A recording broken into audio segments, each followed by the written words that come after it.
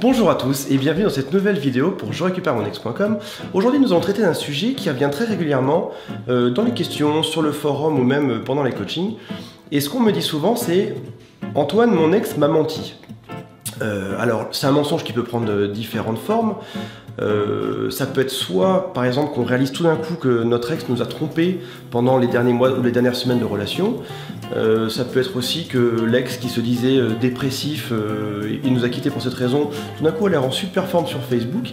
Et c'est vrai qu'en fait on a souvent une espèce de grand décalage entre ce moment de la rupture et ce moment où on voit notre ex qui finalement donne tout un tas de bonnes raisons pour nous avoir quittés, qui a l'air triste, etc. Et puis 2-3 jours après, on réalise qu'en fait, en même temps qu'elle nous disait qu'il était très triste, il voyait ses copains, il faisait la nouba, il était en super forme, ou alors il voyait quelqu'un d'autre, une autre femme déjà depuis quelques semaines, donc clairement, il nous a clairement menti sur les raisons de la rupture.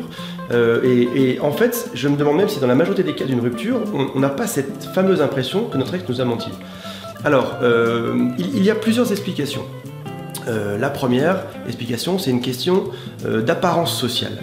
Alors, si jamais vous vous référez à Facebook, comme on l'a déjà dit dans d'autres vidéos, Facebook est le pire ennemi lors d'une reconquête amoureuse, parce que sur Facebook, on essaye d'apparaître en forme et on essaye d'avoir l'air au mieux de sa forme, pour plusieurs raisons. La première, c'est que on n'a pas forcément envie que nos amis nous prennent en pitié, en mode Calimero, voilà. Est-ce que ça va bien, ta rupture, raconte-moi un peu, etc. En général, au moment de la rupture, on en a déjà tellement parlé qu'on n'a plus trop envie d'en parler avec ses amis et on a envie que les gens oublient ça et qu'on passe à l'étape d'après. Et donc sur Facebook, il est très fréquent qu'on mette des statuts en super forme.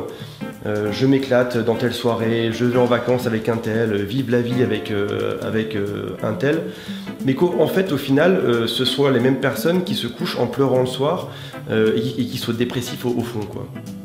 D'ailleurs, la plupart des gens qui se suicident et autres ont souvent des statuts très heureux sur Facebook, donc comme quoi il n'y a aucun rapport entre un statut Facebook et la réalité. Très souvent, c'est complètement antinomique. Donc déjà, Facebook, on oublie et on oublie toutes les interprétations.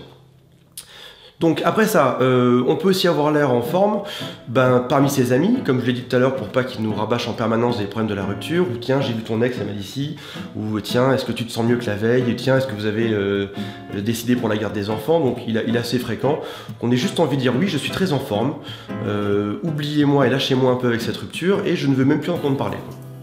Donc ça, c'est la première cause qui s'appelle l'apparence sociale. C'est ce moment où on veut avoir l'air plus en forme que ce qu'on l'est vraiment, et c'est le message qu'on veut donner globalement à tout le monde. La deuxième raison, c'est que souvent, il règne une espèce de confusion chez les personnes qui quittent. Lorsqu'on quitte quelqu'un, on est souvent très déterminé parce que la personne qui quitte va dire voilà, je te quitte pour telle raison, et en fait au final, au fond d'eux, ils sont souvent pas aussi sûrs que ça que ce soit une bonne idée. Et en plus la rupture mène à pas mal de changements dans la vie. Déjà c'est souvent un déménagement, c'est un changement de quotidien, c'est un changement de routine, donc ça fait qu'en fait les ex qui quittent sont souvent perdus dans cette rupture. Et souvent dans cette confusion, il est dur d'obtenir des informations. Alors, bizarrement, c'est là que la rupture est un peu mal fichue, c'est que lorsque vous vous faites quitter, vous voulez avoir les informations, ces fameuses informations de pourquoi tu me quittes, etc. Vous avez beaucoup de questions et vous attendez beaucoup de réponses, et vous êtes face à une personne qui ne peut pas vous donner ces réponses parce qu'elle vit dans un monde de confusion. Elle n'est pas sûre d'avoir choisi d'avoir fait la bonne décision. Elle n'est pas sûre non plus de ce qu'elle ressent actuellement. Est-ce que c'est une bonne idée ou pas? Est-ce qu'elle doit vous quitter pour quelqu'un d'autre ou rester avec vous? Enfin, c'est tout un tas de questions qui ne sont pas évidentes à répondre. Moi par exemple, sans aucun rapport mais un peu quand même, j'ai une fille qui a 3 ans et des fois elle arrive de l'école et elle est couverte d'égratignures et je lui demande pourquoi est-ce qu'elle est comme ça, qu'est-ce qui s'est passé. Et là elle a un discours, elle a que 3 ans mais elle a un discours qui est complètement confus.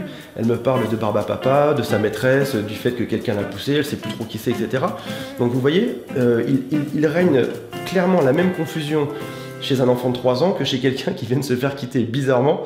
Et heureusement ça va changer après, mais pour l'enfant de 3 ans et pour la personne qui a quitté, mais il existe une zone de flou, une zone de confusion qui peut durer quelques jours ou quelques semaines, dans laquelle si vous posez des questions, déjà vous n'aurez pas forcément vos réponses parce que l'autre c'est pas qu'il voudra pas, c'est qu'il ne pourra pas vous les donner parce qu'il ne connaît pas forcément les réponses à ces questions.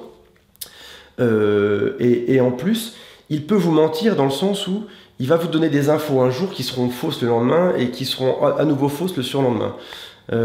Comme parler à une personne qui est bourrée ou comme à un enfant de 3 ans, on s'attend à des réponses, mais elles n'ont pas forcément un sens entre elles, et le lendemain, elles peuvent différer complètement.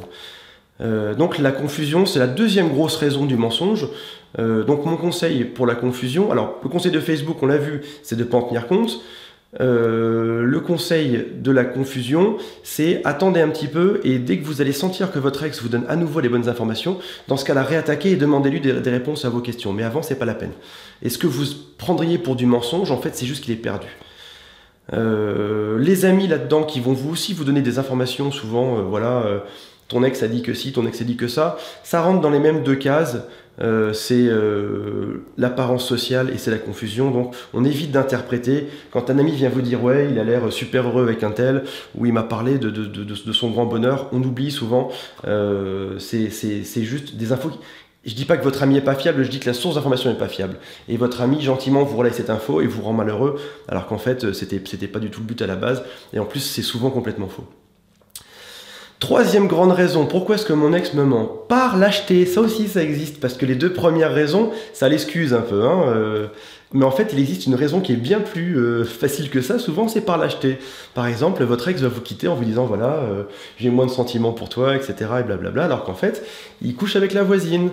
Ou alors, par lâcheté, il va préférer invoquer des motifs assez mystérieux, alors qu'en fait dans sa tête c'est très très clair, vous n'avez aucun avenir ensemble.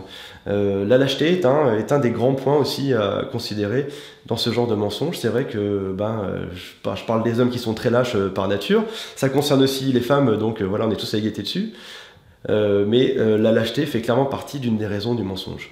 Donc lorsque vous obtenez une info et que vous avez l'impression que votre ex vous ment, essayez bien de déterminer dans lequel de ces trois cas vous vous trouvez. Ne prenez pas tout pour acquis, ne vous dites pas du jour au lendemain, ça y est, je découvre une info qui change radicalement les 10 ans de relation qu'on a eu. Non, souvent c'est pas vrai. Déjà parce qu'une personne ne ment pas en permanence pendant 10 ans. Et quand vous avez une info contradictoire, c'est souvent parce que votre ex est dans un moment qui est propice à être contradictoire. Donc voilà. Écoutez, j'espère que ça répond à vos questions. J'espère que si votre ex vous a menti, vous pourrez peut-être l'excuser un peu plus grâce à cette vidéo. Et dans tous les cas, bon courage pour votre conquête.